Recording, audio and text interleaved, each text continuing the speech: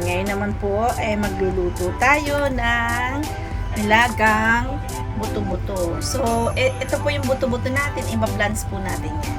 Lalagyan natin ng mais, carrots, patatas, pechay, sibuyas, luya, at saka sili. Yan. Ito po ang ating menu for today na sana magustuhan ninyong muli. Ayan.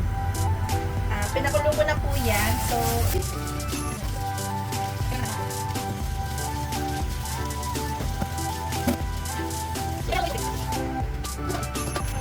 takpan natin.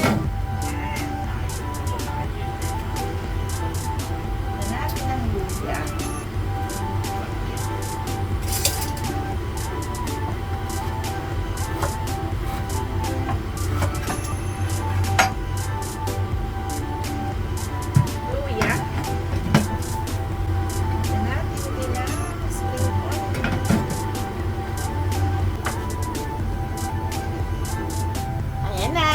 Kumulo na siya. Patayin na natin.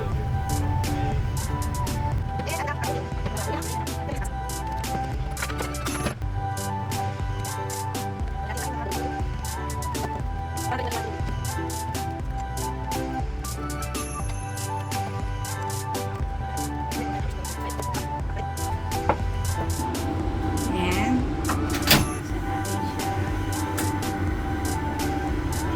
Kulo tayo ng tubig. Pinakulo ko na yan sa ano. So,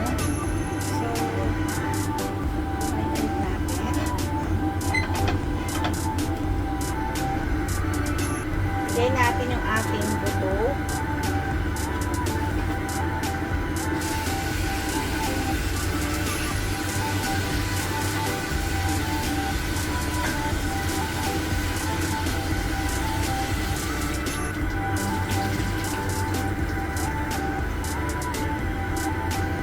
Lagay natin yung ating buto.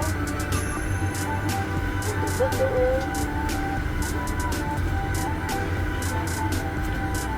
After na blast, para mawala yung mga lasang. Lagyan natin yan ng sabaw, nagpapaka. Nagbo-boil pa lang ulit ako.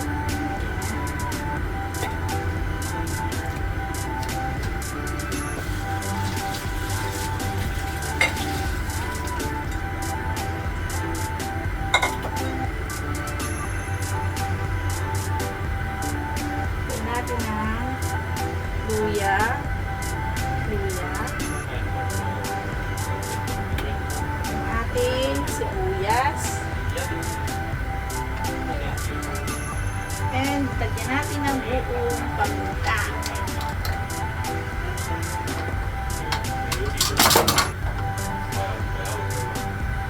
Buong paminta.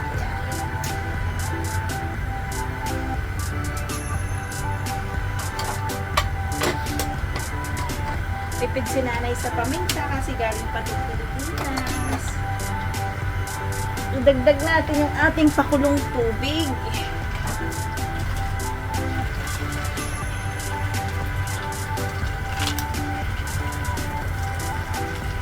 Ayan.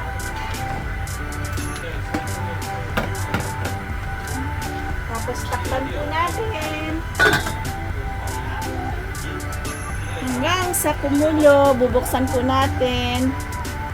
Atin munang prepare yung mga ihahalo nating gulay. Ayan, buksan natin ang ating ayan. Hulog natin ang ating corn kasi matagal itong maluto.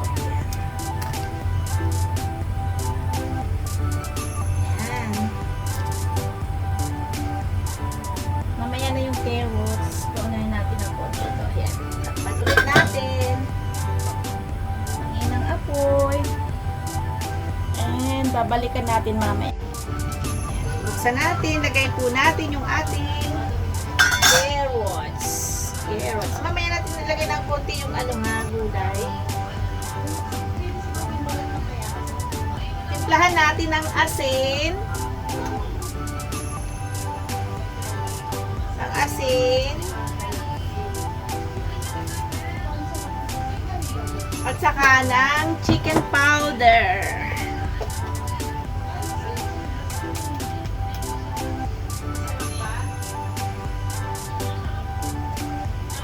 Pwede nyo po siyang lagyan ng patis, kaso yung bunso ko po hindi pwede sa patis. So, kayo na po ang mag-ano, kung gusto nyo ng patis.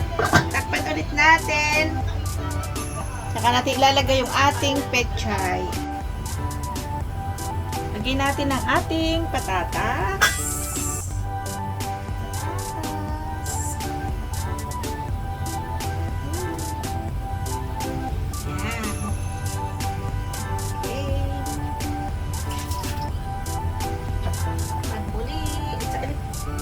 Kaya maya-maya. Tikman natin kung mayroon siyang lasa.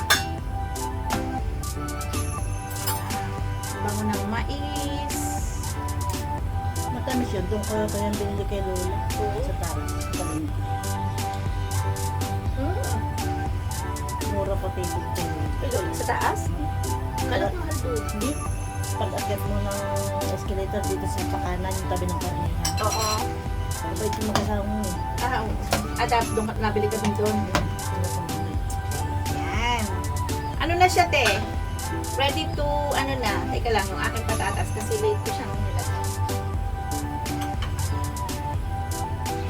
Luto na rin. Okay. Lagay ko na yung aking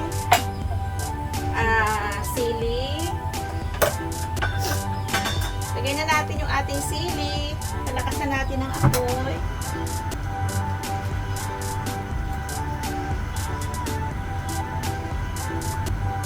Patakan ko ng konting mantika para yung gulay hindi masyadong malaing, ha. So, ilalagay ko yung aking gulay. Lagay na natin yung ating pechay.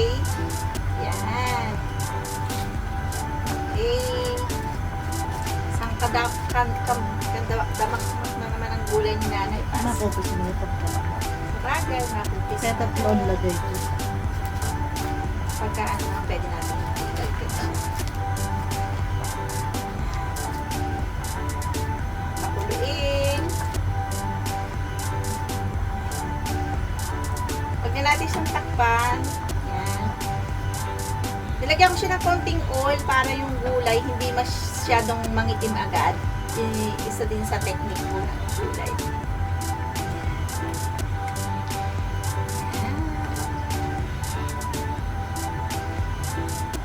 Ayaw ko po ng gulay na labog, kaya gusto ko ganyan lang.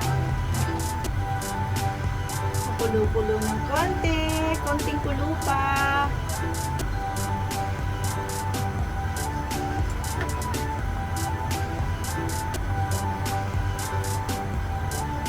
Konting kulo pa. Kulin natin siya. Parang gulo lang ang kulo. Yan.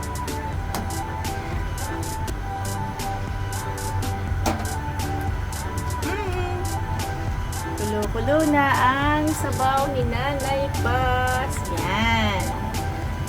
Okay. Yan. May lasa na po yan. May timpla na yan. Hindi ko malagyan ng patis kasi yung bunso ko po kasi ay bawal sa patis. Yan. And pwede na po natin siyang patayin.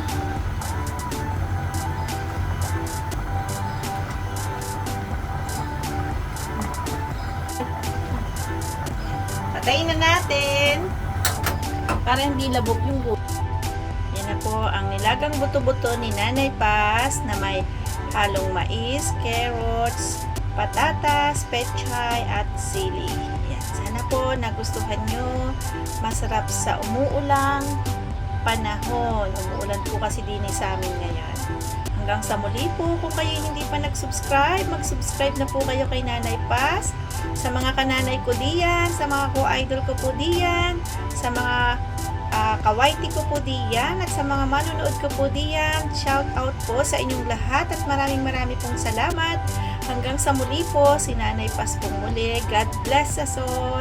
Thank you for watching. Bye-bye.